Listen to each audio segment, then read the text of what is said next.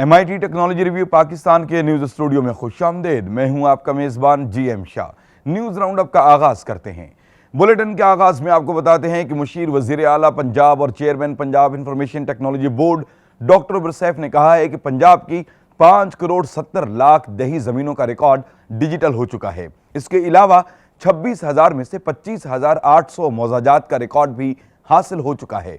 उन्होंने यह भी बताया कि 137 लैंड रिकॉर्ड सेंटर्स भी कायम कर दिए गए हैं, जिससे फर्द और रजिस्ट्री का दोहरा मयार भी खत्म करने में खासी मदद मिलेगी।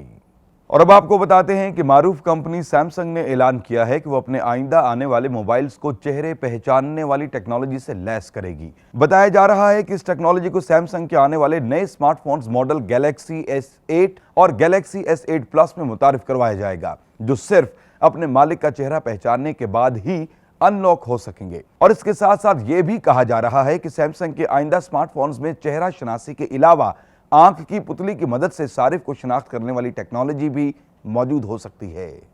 और अब बुलेटिन के आखिर में आपको बताते हैं कि बरतानवी माहिरीन ने ऐसा एल्गोरिदम इजाद किया है जो सोशल मीडिया पर की जाने वाली पोस्टरों को देखते हुए किसी मुमकिना तूफान या सैलाब की आमद से कबल अज वक्त ही खबरदार कर सकता है।